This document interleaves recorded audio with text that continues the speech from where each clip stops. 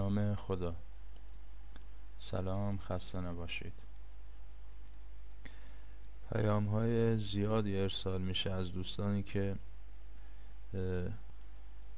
از سیگنال هایی که در کانال ها ارسال میشه استفاده کردن یا حسابشون رو دست شخص دیگه ای دادن و در نتیجه کل سرمایه‌شون و حتی یا ضررهای سنگینی رو بهشون وارد شده.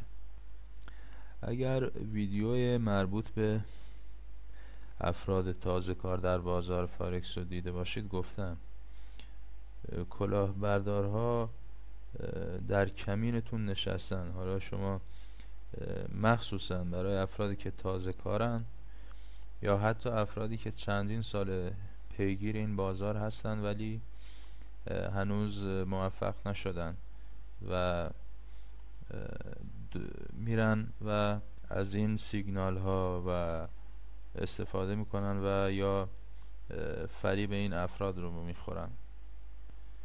ببینید دوستان، اگه بخوام خیلی رک بهتون بگم، 99.99% این کانال های ارائه دهنده سیگنال یا افرادی که میخوان به هر طریقی شما رو فریب بدن و حسابتون رو مدیریت کنن، اینها فریبکاریه و دروغه و فقط به این دلیل که یه مبلغی از شما بگیرن و در آخر حسابتون رو از دست میدید. شما وقتی وارد فارکس میشید دو راه اصلی پیش روتون هست. یا اینکه خودتون یه تریدر بشید که زحمت زیاد داره، تلاش زیاد میخواد، زمان زیادی میبره و باید حتما علاقه داشته باشید. یا اینکه بخواید به عنوان مثلا مثل یه سرمایه گذار عمل کنید، یعنی یه موقعیت خوب ببینید و روی اون سرمایه گذاری کنید. حالا این موقعیت خوب چجوری است؟ ببینید، افرادی که میان توی کانال ها سیگنال میذارن و یه جورایی مثلا مینویسن این هفته 1000 پیپ، این هفته 2000 پیپ، یا افرادی که میان شما رو بهتون پیام میدن تو این گروه ها، مخصوصا یه جورایی سعی میکنن توجه افراد ساده لوح رو جلب کنن، اینا هیچ کدوم واقعا نتیجه بهتون نمیده. اگه واقعا اینا حرفه‌ای باشن از راه درستش وارد میشن. یعنی شما یک تریدر حرفه‌ای که دنبال جذب سرمایه هست، راه خودش رو داره، راه درست خودش رو داره. مطمئن باشید شما اگه از این افراد فریبکار هیستوری یا تاریخچه حسابشون رو بخواید ببینید، مثلا یه بار ازشون بپرسید یه تاریخچه 2 ساله از حسابشون رو بهتون بدن، اصلا همچین چیزی ندارن، چون کارشون تریدر بودن نیست، فقط حساب شما رو سعی میکنن به دست بگیرن. حالا شانسی یا هر روشی روش معامله انجام بدن. اگه شانسی به سود خورد، بعدش میگن آقا ما مثلا 1000 تا سود کردیم، 300 تاش برا من، اینقدرش هم برا تو. این شانسیه. خیلی های دیگه هستن که مثلا اون شخص حسابشون رو نابود کرده، حالا شاید یکیش هم به سود برسه، یه چیزی گیرش بیاد و به هیچ عنوان همچین شخصی هیستوری 2 ساله هم، حتی 6 ماهه، حتی 3 ماهه هم نداره به شما بده که موفقیت خودش رو نشونتون بده تو این بازار.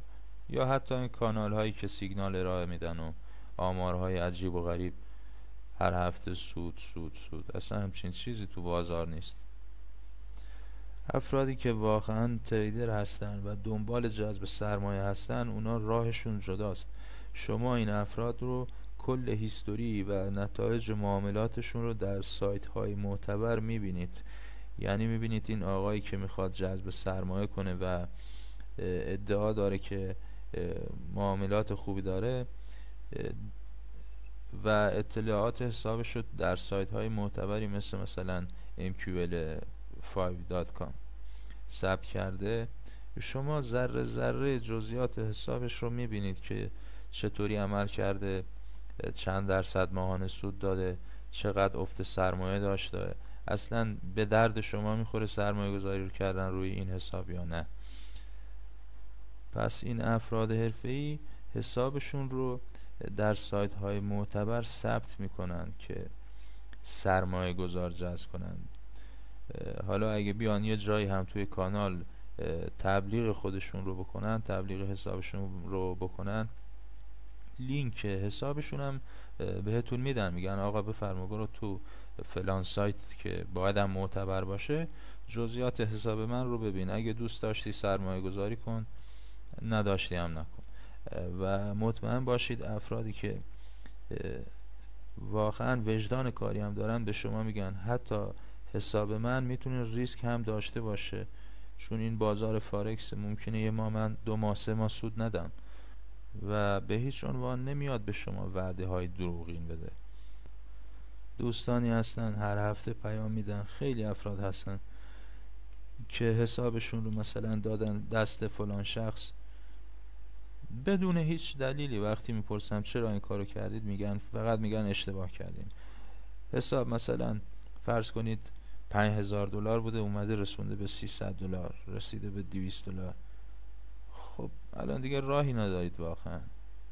یعنی شما اصلا اینو بدونید، به محض اینکه حسابتون رو دست کسی که هیچ سابقه ای از اون نمیبینید یا به این کانال های ارائه دهنده سیگنال اعتماد میکنید، حسابتون رو از اینا استفاده میکنید، بدونید دیگه از دست رفته هست.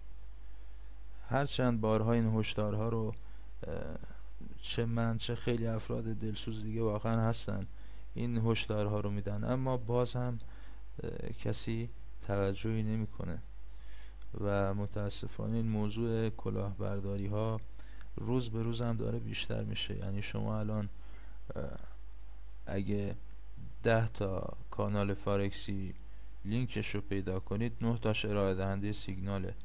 باز اگه 100 تا پیدا کنید، شاید 2-3 تاش فقط آموزش رایگان باشه، آموزش هایی که واقعا از روی خیرخواهی است، از روی کمک کردن به قشر فارکسی ایران هست.